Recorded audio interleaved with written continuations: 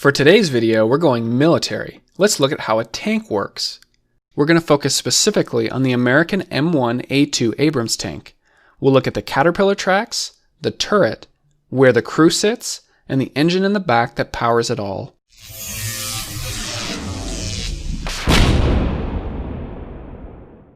A big thanks to War Thunder for sponsoring this video. The developers were actually willing to send me 3D models to help me make this animation, which was awesome. If you haven't heard about War Thunder, it's a massive online military game with over 20 million active players. It's historically accurate too, which means you can learn a lot while playing. War Thunder is free to play, and it's available on PC, PS4, and Xbox One. Try War Thunder today. Just click the link in the video description below.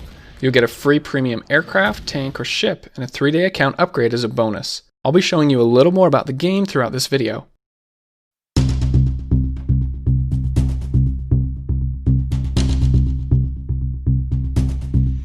The M1 Abrams tank was introduced in the year 1980. The tank was named in honor of United States Army General Creighton W. Abrams Jr., who was a commander in the Vietnam War. The idea with the M1 Abrams tank was to keep it low to the ground so that it was harder to hit. Angled sides on the tank allowed enemy fire to deflect off the side. It's a bit cozy inside, so I hope you're not claustrophobic. During operations, the crew may spend hundreds of hours inside with very little sleep. There are many versions of the tank. We have the M1, then came the M1A1, and then the M1A2. There's also minor variants of the tanks with many different enhancement packages. But to keep things simple, let's not worry about these, just these 3 major versions. They look very similar on the outside, but there's been plenty of improvements to items such as the armor, electronics, and the weapons systems. Each new version is generally heavier and slower, but the increased tech makes up for it. For the rest of the video, I'm going to focus specifically on the M1A2 Abrams tank, though some of what I'll say will be true of the previous versions as well. Let's look at some specs.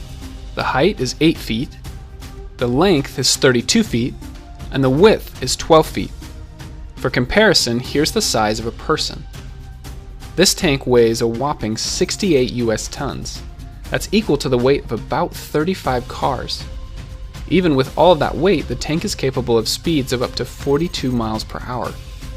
It has a fuel capacity of just under 500 gallons. Again, just for comparison, most cars can only hold about 16 gallons. But tanks need all of that fuel because they only get about 0.6 miles per gallon compared to the average car, 25 miles per gallon. So it's a gas guzzler, but it's heavy and powerful. Let's look at some of the features of the tank. We have the caterpillar tracks, the wheels, there are 7 on the ground on each side, the main body, which is called the hull, and the turret, which is the part that spins on top and holds the weapons and other equipment. The engine is housed in the very back. The tank holds a crew of 4. 3 of them are inside the turret, and 1 of them is way up front. Now that we're familiar with the outside of the tank, let's look at more specifics, and we'll start with the caterpillar tracks. These are sometimes called tank treads. They are made of steel with replaceable rubber pads. There are 7 road wheels on each side of the tank, a raised idler wheel in the very front, and the drive sprocket in the back.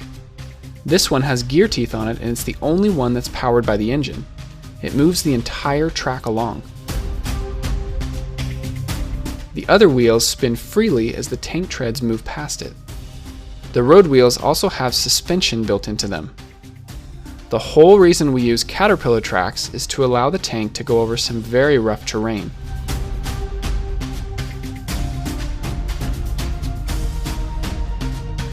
Most barriers don't pose any problem for the tank to pass.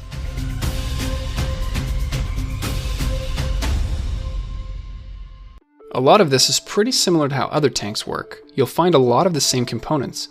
War Thunder is actually a pretty good way to learn about the different types of tanks. You'll see they have all 3 variants of the M1 Abrams tank, but they have lots of others too from countries like the USA, Germany, Japan, and France.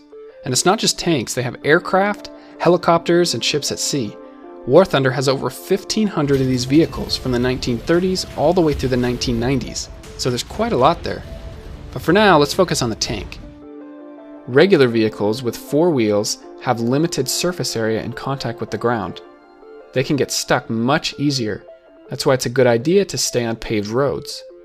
The tank, on the other hand, has a much larger surface area to displace all of that weight.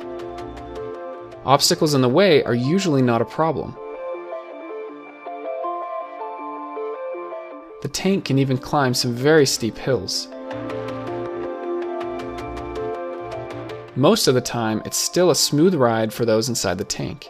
The tank is steered by altering the speed of the tracks. For example, to turn left, the right tracks need to move faster than the left tracks. Unfortunately, the Caterpillar tracks are the most likely part of the tank to break. The good news is that the tank usually carries tools and spare parts so that broken links can be replaced and the tank can keep moving again. Next up is the engine, which is in the very back of the tank. For repairs, the entire engine can be lifted up out of the tank. This is an AGT 1500 engine, which can run off of several different fuels, but most of the time it runs off of jet fuel. In your car, you'll find what's called a piston engine, with these pistons moving up and down to rotate the shaft. But in the tank, you'll find a turbine engine. This one works a little bit more like a jet engine that you would find on an airplane. However, this engine is actually fairly quiet, which is really important so you don't give away the tank's position to nearby enemies. The engine gets very hot, so these two side cooling units will help remove the heat. The exhaust comes out the back, so make sure and stay clear when the engine is on. There's actually a phone on the back of the tank. This way, soldiers on the outside can communicate with the crew on the inside. The sides have armored plates called side skirts to protect the wheels and the Caterpillar tracks. These can be opened up in sections for better access to the road wheels. On the front, there's headlights here and 4 tow hooks down here. Remember, there are many different variants of the M1A2 Abrams tank, so another tank might have slightly different features on the outside. This top part is called the turret.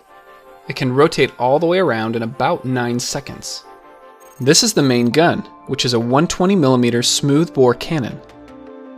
This means that the shells or ammunition are 120mm, and so is the bore, or the hole, that it goes through.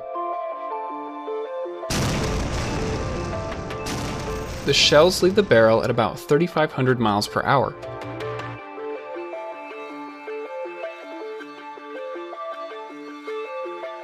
It can hit a target 2 miles away. The automatic stabilizers allow the gun to stay locked on targets even while going over rough terrain. This way, the driver doesn't have to stop every time the tank needs to fire. The tank can even spin in place while the main gun remains locked on target. Right next to this is the smaller coaxial machine gun. Up on top, there's usually at least one more machine gun to operate. On the sides are smoke grenade launchers. There's one on each side of the tank. These make it harder to be seen during combat. There's not much room for equipment inside of the tank, so oftentimes the crew will put it out here on the bustle rack. There are 2 hatches on top of the turret, the commander's hatch and the loader's hatch. Inside of the turret, you'll find 3 out of the 4 crew members. It's a bit cozy in here. The gunner sits down below to the very right. The commander sits directly behind the gunner. The loader is off to the left of the main gun. When the turret rotates, all 3 of these crew members rotate with it. Underneath here, this is called the turret basket. The seal between the turret and the hull is so good that it can protect the crew inside in case of chemical or nuclear warfare. Now in War Thunder, we can get a good look inside of the tank as well. Just come up here to X-ray mode, and look at that. There's the crew, the main gun, some of the armor, and the engine in the back. This view was helpful to me while making this video because it's hard to find reference images for this kind of stuff. You can do this yourself too. War Thunder is free to play, and it's available on PC, PS4, and Xbox One. Give War Thunder a try. Just click the link in the video description below. You'll also get a premium aircraft, tank, or ship, and a 3-day account upgrade as a bonus. The game's a lot of fun, and you'll get to help out my YouTube channel at the same time. Alright, there's a few more things I want to show you about this tank.